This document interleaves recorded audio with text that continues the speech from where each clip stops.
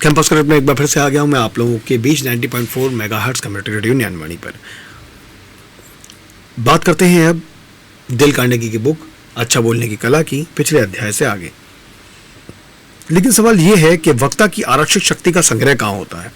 यह संग्रह विषय की सामान्य और विस्तृत जानकारी में शामिल होता है।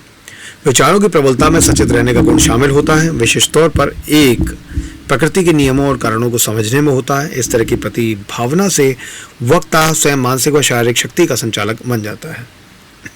इस विधि का पहला अहम तत्व है उचित तैयारी और आखिरी है आत्मशक्ति। इन दोनों सिद्धांतों की महत्ता का आत्मविश्वास और तैयारी के जरिए बहाव अध्याय में विस्तृत वर्णन किया जा चुका है। इसके अलावा जनता के समक्ष बोलने के लिए उचित तैयारी की विधि का वर्णन अगले अध्याय में किया जाएगा। इसलिए उस अध्याय का ध्यान विचारों की आरक्षित शक्ति पर केंद्रित है। मानसिक शक्ति का भंडार खाली खाद्य भंडार की तरह खाली दिमाग एक गंभीर विषय है या नहीं, यह मौजूदा संसाधनों की उपलब्धता पर आधारित होता है। रसोई घर में खाद्य सामग्री खत्म होने की स्थिति में गृहिणी बर्तनों को उलटने पटने की जगह राशन की दुकान पर खाद्य सामग्री खरीदने पहुंचती है। इसी प्रकार विचारों की कमी की स्थिति में दिमाग को इधर उधर भटकाने की जगह विषय से संबंधित जानकारी हासिल करनी चाहिए। याद रखें, बिना तैयारी मंच पर पहुंचने की गलती नहीं करनी चाहिए। विचारों से खाली दिमाग को नई एवं उपयोगी जानकारी से भरना चाहिए। जमीन से प्राकृतिक तौर पर उत्पन्न कूप से पानी का फव्वारा तेजी से ऊपर की ओर उठकर कई फीट ऊंचाई तक पहुंच जाता है। निसंदेह ऊंचाई तक उठते इस फव्वारे का रहस्य जमीन के अंदर बहने वाली पानी की मात्रा और गति में छिपा होता है। यदि आपके दिमाग में भी विचारों का सैलाब उफान मारता है तो उसे रोकने की क्या जरूरत है। अधिक हासिल करने का मतलब अधिक नहीं होता, अतः अधिक नहीं सर्वाधिक की कामना करनी चाहिए। इस प्रकार विचारों की दबाव भाषा के बहाव को सहज बनाने का काम करता है, आत्मविश्वास में बढ़ोतरी करता है और मानसिक शक्ति में वृद्धि करता है। जेब में केवल घर लौटे तक की रकम डालकर चलने की आदत मुसीबत के समय में बहुत महंगी पड़ती है। मानसिक शक्ति के भंडार में चुंबकीय आकर्षण होता है। मस्तिष्क में सुरक्षित विचारों को प्रस्तुत करने से दर्शकों तक विचार के साथ वक्ता के अध्ययन, अनुभव, विचार और भावना का मूल आशय एवं निचोड़ भी पहुंचता है। जिस प्रकार ज्यादा मलाई के लिए दूध की जरूरत होती है, उसी प्रकार ज्ञान के बड़े भंडार के लिए ज्यादा जानकारी, अध्ययन और अनुभव की जरूरत होती है। लेकिन सवाल यह है कि ज्ञान रूपी इस दूध को हासिल कैसे किया जाए। इसके दो तरीके हैं। पहला ये कि दूध सीधे गाय से हासिल किया जाए। दूसरा तरीका है कि दूध विक्रेता से लिया जाए। तात्पर्य यह है कि ज्ञान या तो सीधे ज्ञानी व्यक्ति से हासिल किया जा सकता है या फिर विचारों के अध्ययनपन द्वारा और अध्ययन द्वारा। देखने और समझने की शक्ति। किसी संत ने कहा है, हजारों वक्ताओं में से केवल एक ही व्यक्ति विचारक होता है और हजारों विचारकों में से केवल एक व्यक्ति के पास दूरदृष्टि होती है। देखने और समझने का मतलब है सीधे गाय का दूध दोहना, अर्थात ज्ञानी व्यक्ति से सीधे ज्ञान प्राप्त करना। इस तथ्य को इस प्रकार कहने की जगह कि हजारों में से केवल एक व्यक्ति के पास देखकर समझने की शक्ति होती है, यह कहना ज्यादा उचित होगा कि हजारों व्यक्ति अपने सामने घटने वाली घटनाओं और प्राकृतिक बदलाव को समझबूझ की दृष्टि से नहीं देखते। हम जीवन से जुड़े सत्यों को नजरअंदाज करते हैं, जबकि घटनाओं से जुड़े दर्शक को समझना हर व्यक्ति के लिए बहुत महत्वपूर्ण होना चाहिए। अगली बार सफर करते वक्त अपने बगल में बैठे यात्री पर गौर करें और जानने की कोशिश करें कि सफर के दौरान उसका ध्यान किन बारीकियों पर जाता है। उसकी आदतें, व्यवसाय, आदर्श और विचारधारा किस प्रकार की है।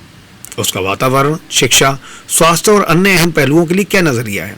सभी जरूरी जानकारी हासिल करने के बाद उस व्यक्ति के व्यक्तित्व को शब्दों में बयां करने की कोशिश कीजिए। सभी अहम जानकारियों को उद्दपुरता से शब्दों में बांधने के बाद गौर कीजिए, क्या आप अब उस व्यक्ति को ज्यादा करीब से समझ पा रहे हैं। यदि ऐसा है तो आप हजारों में से एक बनने की प्रक्रिया का हिस्सा बन रहे हैं। डी माओ पेसेंट के लेखक के लिए किया गया व्याख्यान वक्ता पर भी लागू होना चाहिए। उसकी आंखें पानी खींचने वाले पंप की तरह होनी चाहिए जो सब कुछ सोख ले। हाथों में जेब कतरों जैसी निपुणता होनी चाहिए। ऐसे हाथ जो सदा काम पर लगे रहते हैं, इनके हाथों से कुछ नहीं छूटता। ऐसे हाथ लगातार कुछ ना कुछ बटोरते रहते हैं। आंखें लगातार नजरों, इशारों, इरादों और सामने आने वाली हर बारीक गतिविधि को पढ़ रही होती हैं। जानकारी के लिए बता दें कि डी माओपेसेंट स्वयं हजारों में से एक प्रतिभावान व्यक्ति थे। रस्किन ने एक साफ कच्चे हीरे का टुकड़ा उठाया और उससे एक भावी शिक्षा हासिल की। वो शिक्षा आज तक जनमानस के लिए अहम मानी जाती है। बीचर घंटों तक एक जेवर की दुकान के सामने खड़े होकर जेवरों को निहारते रहे और गहनों और इंसान की आत्मा के बीच समानता की तुलना करते रहे। गोह ने पानी की एक बूंद में हजारों आत्माओं को तृप्ति पहुंचाने वाली शक्ति का एहसास किया। थॉरो एक घनी झाड़ी में घंटों शांत बैठा रहा, जहां उसे चिड़ियों और कीट पतंगों के कई जीवन रहस्यों का ज्ञान मिला। एमर्सन ने इंसान की अंतरात्मा का गहन अध्ययन कर निष्कर्ष निकाला कि व्यक्ति को जानने के लिए उसे सुनना आवश्यक होता है। प्रेयर ने अपने बच्चे की हरकतों का 3 साल तक अध्ययन किया। इस प्रकार वो बच्चों की मानसिकता समझने का विशेषज्ञ हो गया। देख समझकर ज्ञान प्राप्त करने में असफल व्यक्ति नेत्रहीन के समान होता है। लाखों खोजों और प्रयोगों के बावजूद आज भी कई अप्रदर्शित सत्य ऐसे हैं जिनकी ना तो जानकारी है और ना ही कल्पना की जा सकती है। जाहिर है, देखने समझने की इच्छा शक्ति और उत्सुकता को खत्म कर अप्रदर्शित सत्य की जानकारी हासिल नहीं की जा सकती। पत्थरों में धर्म उपदेश और नदियों में ग्रंथ ढूंढने वाले महापुरुषों की संख्या बहुत कम है। दरअसल आमतौर पर लोग नदियों में पत्थर और ग्रंथों में धर्म उपदेश देखने के आदी हैं। सर फिलिप सिडनी की कहावत है, लिखना है तो दिल में झांकिए।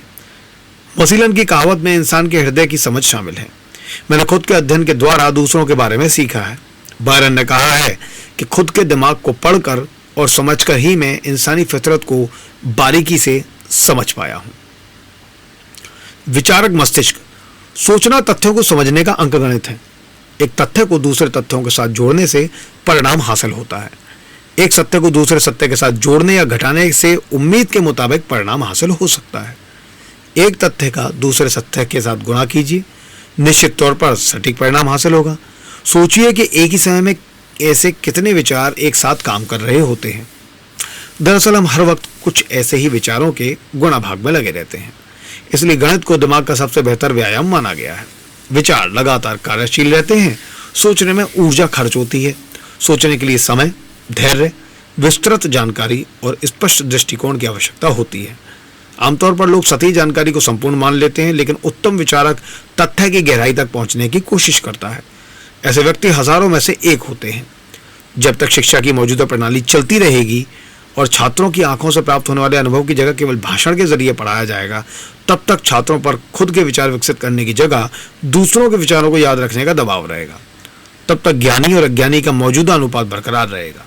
हजारों में से केवल एक ही व्यक्ति आंखों से मिले अनुभव से ज्ञान प्राप्त करेगा और हजारों में से एक ही व्यक्ति खुद की सोच विकसित करने में कामयाब हो सकेगा। ये था कैंपस क्रेडिट में आज अच्छा बोलने की कला, ये ऑडियो बुक लेकर। कल दोबारा आऊंगा मैं आप लोगों के पास ज्ञानवाणी 90.4 मेगाहर्ट्ज पर। Thank you so much.